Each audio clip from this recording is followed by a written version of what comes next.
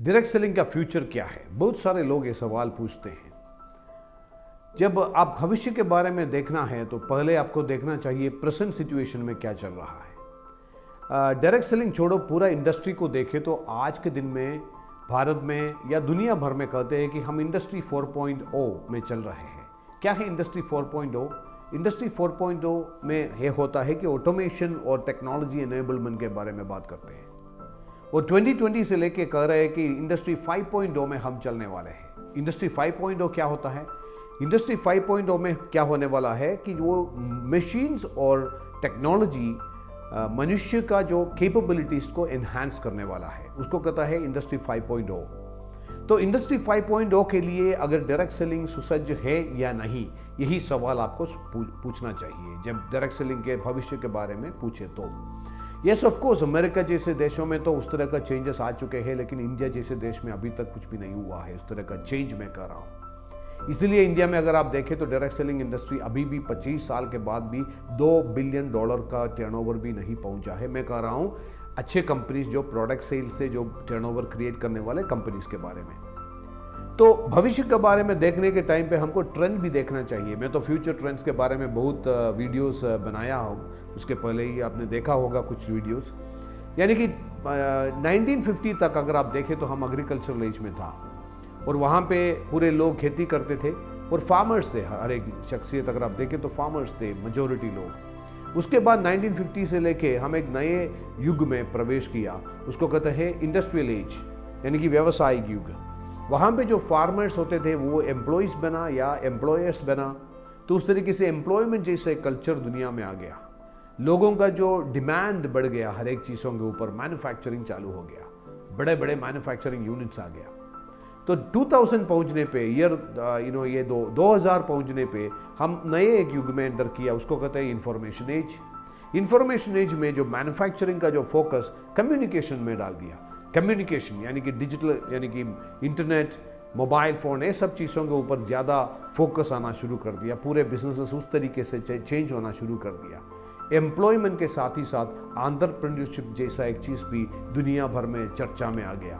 College में graduation complete करने के बाद सिर्फ एम्प्लॉयमेंट के लिए ही नहीं, एंटरप्रेन्योरशिप भी लोग सर्च करना शुरू कर दिया। और एक मेजर चेंज इंफॉर्मेशन एज दुनिया में लेके आया। और बड़े जो इंडस्ट्रियल कंपनी, इंडस्ट्रियल हाउसेस थे, वो चेंज करके बड़े बड़े कॉर्पोरेट हाउसेस, TCS का, इन्फोसिस का, मिलियंस ऑफ स्क्वायर फीट वाला जो बड़े बड़े कॉर्पोरेट हाउसेस इंडिया में आ गया, दुनिया भर में आ गया।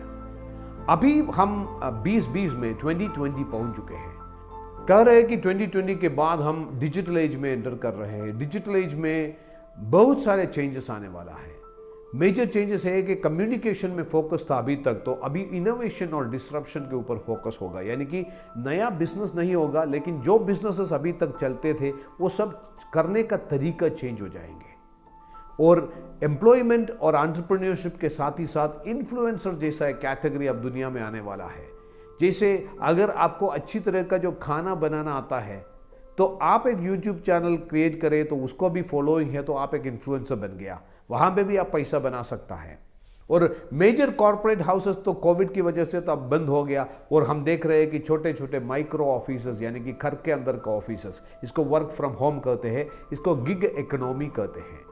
तो इस तरह का चेंजेस, गिग इकोनॉमी तो ये टेम्पररी नहीं है, आने वाले टाइम पे ही होने वाला है। तो micro enterprises, so digital wave, तो डिजिटल तरीके का जो चेंजेस है वो परमानेंट है। वो हर एक बिजनेस जो भी अब चल रहा है वो हर एक बिजनेस में इनोवेशन या डिस्रप्शन लेके आने का ही है। हम देखें तो बिजनेसेस और इंडस्ट्रीज ग्रो कर रहे हैं, लेकिन वो बिजनेसेस करने का तरीका चेंज हो चुके हैं। जैसे अगर आप देखें तो ओला और उबर, ये तो टैक्सी बिजनेस को बढ़ा दिया, यानी कि इंक्रीज हो गया पूरे दुनिया में, लेकिन वो बिजनेस करने का तरीका चेंज हो गया। जैसे आप टैक्सी बुक करते थे, जैसे आप ड्राइवर आपके सामने आते, सब कुछ चेंज हो गया। टैक्सी सर्विस एजेंसीज पूरा बंद हो गया। अगर आप देखें तो एयरबीएनबी और ओयो रूम्स अगर आप देखें तो होटल बुकिंग तो बढ़ गया, लेकिन होटल बुक करने का तरीका बदल गया। मेक माई ट्रिप और क्लियर ट्रिप ने क्या किया, पूरे ट्रैवल एजेंसी को बंद करवा दिया, यानी कि पूरा वो इंडस्ट्री को पूरी तरीके से वाइप आउट करते हैं। लेकिन अब देखते हैं हम डायरेक्ट सेलिंग इंडस्ट्री के बारे में। 25 साल हुआ है इंडिया में। ये तो एक बहुत इंटरेस्टिंग केस स्टडी होना चाहिए। 25 साल में ये टेक्नोलॉजी का कोई डिसरप्शन, कोई इनोवेशन इस इंडस्ट्री में नहीं हुआ है। क्योंकि अभी भी अगर आप देखें तो क्या इनोवेशन हुआ है इंडस्ट्री में? सिर्फ कोविड आने के बाद और कोविड की वजह से लोग जूम में मीटिंग कर रहे हैं, उसके अलावा कोई टेक्नोलॉजी और डिजिटल लेवल का कोई इनोवेशन इस इंडस्ट्री में अभी तक नहीं हुआ है। लोग प्रोडक्ट ऑर्डर करते हैं ऑनलाइन, प्रोडक्ट डिलीवर, उसमें डिजिटलाइजेशन का कुछ उतना तो नहीं है, वो सिंपल ई कॉमर्स मॉडल है। नाउ इश्यू क्या हुआ कि इसकी वजह से क्वालिटी लोगों को अट्रैक्ट करना मुश्किल हो गया और पुश मार्केटिंग अभी भी पुश मार्केटिंग से ही चल रहा है। जैसे कि लोगों को ट्रेन करते हैं कि अगर ह्यूमन बीइंग का शेप में किसी को देखे तो जाके उनको प्लान दिखाओ, उस तरीके का ट्रेनिंग अभी भी चल रहा है। तो अल्टीमेटली इंडस्ट्री के ऊपर ज़्यादा नेगेटिविटी आ गया। तो मैं जब देखता हूँ डायरेक्ट सेलिंग इंडस्ट्री को, मुझे लगता है जो ओल्ड मैनुअल टाइपराइटर था ना, वो उसी चीज़ लेके कोई अगर काम कर रहे हैं तो कैसे होगा, उसी तरीके से मुझे लग रहा है जो डायरेक्ट सेलिंग का जो आज के दिन में भी इंडिया में जो चल रहा है। तो उसका रिजल्ट यानी कि नतीजा क्या हुआ? नतीजा यह हुआ कि इंडियन डायरेक्ट सेलिंग इंडस्ट्री अगर आप देखें तो $2 बिलियन भी नहीं पहुंचा अभी तक 25 साल के बाद में। और दुनिया भर में अगर आप देखें तो लोवेस्ट प्रोडक्टिविटी वाले देशों में एक इंडिया है। महीने का एवरेज प्रोडक्टिविटी यानी कि एवरेज पर्सनल वॉल्यूम पर एक्टिव डिस्ट्रीब्यूटर अगर आप देखें तो चाइना जैसे देशों में अगर आप कंपेयर करो या जर्मनी से कंपेयर करो, चाइना में तकरीबन 35,000 रुपीज़ का इक्वलेंट का जो personal productivity, personal volume, personal sales average एक डायरेक्ट सेलर का होता है चाइना में। जर्मनी में होता है 1 लाख का ऊपर महीने का monthly average sales, personal sales, और इंडिया में 2000 का आसपास है। और बाकी सभी देश देखे तो चाहे वो मलेशिया हो, अमेरिका हो, वो सब में एवरेज प्रोडक्टिविटी ज़्यादा है। क्यों हुआ? क्योंकि इंडिया में सेल के बारे में कोई बात नहीं कर रहे, इंडिया में कस्टमर क्रिएशन के बारे में कोई बात नहीं कर रहे, तो एक कल्चर ही गलत हो गया इस मार्केट में। तो हर एक कंजम्पशन पैटर्न में चल रहा है तो प्रोडक्टिविटी इतना गिर चुका है।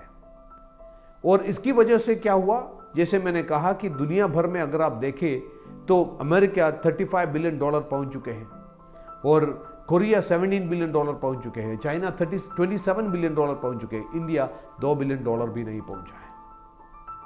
और कह रहे हैं कि आने वाले 5 साल में बहुत बड़ा ग्रोथ इंडिया में होने वाला है। KPMG और फिकी का जो रिसर्च के मुताबिक कह रहे हैं कि इंडिया में 64,500 करोड़ का टर्नओवर 2025 तक पहुंच जाएगा।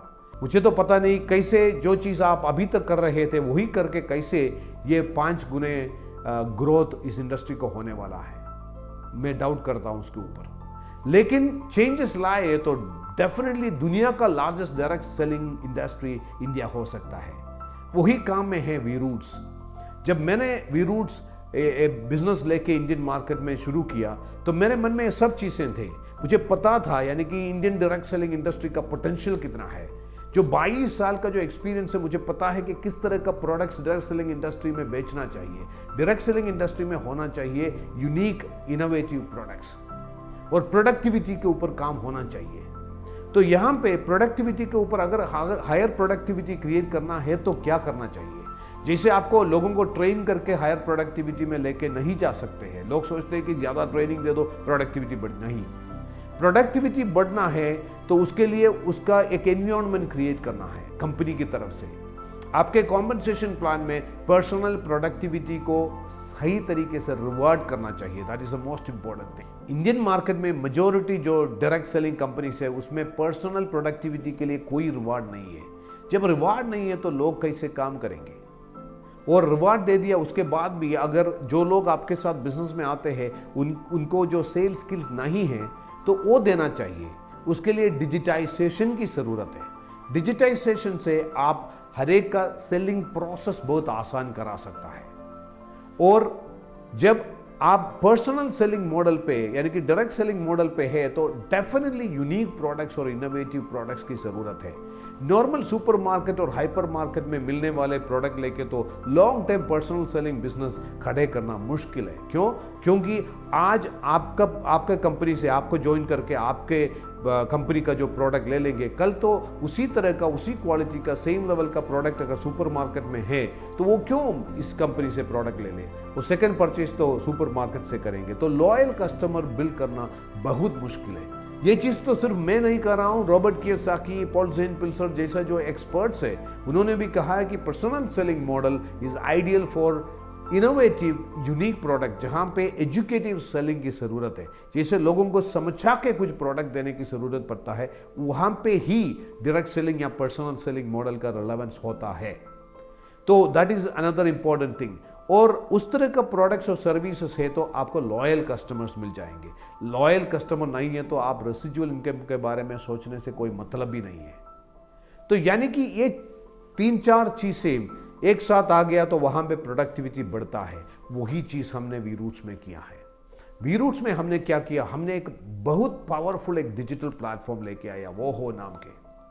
तो जो अगर आपने जिंदगी में कुछ भी चीज अभी तक सेल नहीं किया फिर भी कोई बात नहीं, आप ये वो के ऊपर पूरी तरीके से ओरिएंटेड हो जाइए, पूरी तरीके से ट्रेंड हो जाइए। आप देख सकते हैं कि आप वो सही तरीके से यूज करें तो पोटेंशियल कस्टमर्स आपके सामने आ जाएंगे। जो लोग आपके साथ बिजनेस में शुरू करना चाहता है, जो पोटेंशियल प्रॉस्पेक्ट्स आपके सामने आ जाएंगे। हम कहते हैं इसको पुल मार्केटिंग। उसके लिए हम बहुत अलग अलग तरह का सेल्स फनल्स क्रिएट किया है। एक एडवांस डिजिटल प्लेटफॉर्म है, उसे लोग सेलिंग एक फंड जैसा देख रहे हैं। अभी हम वही एक्सपीरियंस मार्केट से हमको मिल रहा है। जो लोग अभी तक जिंदगी में एक प्रोडक्ट भी नहीं बेचा, वो लोग उतना एक्साइटेड होकर कह रहे हैं कि selling has become a fun. और हमने ये भी डिसाइड किया वी-रूट्स एक long term sustainable business model होना चाहिए, सस्टेनेबल जनरेशन से जनरेशन जाने वाले बिजनेस होना चाहिए।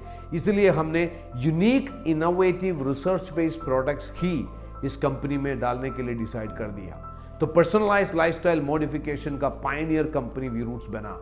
और हमारा जो भी प्रोडक्ट्स है, सिर्फ एक प्रोडक्ट नहीं है, हम ऑलरेडी मार्केट में 2 महीने के अंदर ही 12 प्रोडक्ट्स ऑलरेडी लॉन्च कर चुके हैं और प्रोडक्ट्स आ रहा है। और हर एक प्रोडक्ट रिसर्च बेस्ड प्रोडक्ट्स है, यूनिक प्रोडक्ट्स है, यूनिक फॉर्मुलेशंस है। कुछ प्रोडक्ट्स में पेटेंट पेंडिंग फॉर्मूलास भी है। तो उस तरह का यूनिक प्रोडक्ट्स से क्या होने वाला है और क्या हो रहा है, लॉयल कस्टमर बेस होने वाला है। जब लॉयल कस्टमर बिल्ड होता है तो जो लोग बिजनेस करते हैं उनके लिए रॉयल्टी इनकम या रेसिजुअल इनकम आसानी से बना सकते हैं। तो अल्टीमेटली ओवरऑल हायर प्रोडक्टिविटी में लोग परफॉर्म करना शुरू कर चुके हैं। नवंबर 1, 2020 में हमने शुरू किया और 2 महीने के अंदर अभी हम देख रहे हैं कि कितना प्रोडक्टिव हर एक शख्सियत बन सकता है अगर सही तरह का एक टेक्नोलॉजी प्लेटफॉर्म और सही तरह का ये यूनिक प्रोडक्ट अगर लोगों को दे दे तो ये हो रहा है। और आने वाले टाइम पे आप देखेंगे कि वी-रूट्स का जो बिजनेस मॉडल कितना महत्वपूर्ण तरीके का एक योगदान इस डायरेक्ट सेलिंग इंडस्ट्री को देने वाले हैं।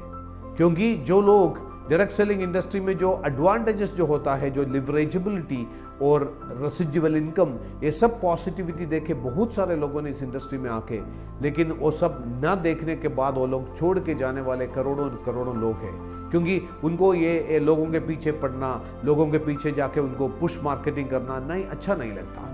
वो सभी लोगों के लिए वी-रूट्स एक्चुअली एक ब्लेसिंग बन चुके हैं। तो वी-रूट्स के साथ लाइफ डिफरेंट होगा, वी-रूट्स के साथ लाइफ आसान हो जाता है, वी-रूट्स के साथ सेल्स एक फंड होता है। तो मैं वेलकम करता हूं हर एक को इस रेवोल्यूशनरी बिजनेस मॉडल के ऊपर जो फ्यूचरिस्टिक है, आने वाले टाइम का जो बिजनेस मॉडल कर सकते हैं और जहां पे आपका जो भी बड़े बड़े ड्रीम्स है जो फुलफिल करना चाहते हैं और सालों से आप वो ड्रीम लेके चलते थे लेकिन किसी ना किसी रीज़न से वो नहीं हुआ है, वो सभी ड्रीम्स एक और बार और ब्राइटन कीजिए। और हमारा जो डिजिटल प्लेटफॉर्म और हमारा यूनिक प्रोडक्ट्स और हमारा बहुत अट्रैक्टिव कॉम्पनसेशन स्ट्रक्चर, ये सब देखे आपको पता चलेगा कि this is where the future is. और आप अगर चाहे तो आप इसके अंदर एक फॉर्च्यून क्रिएट कर सकते हैं।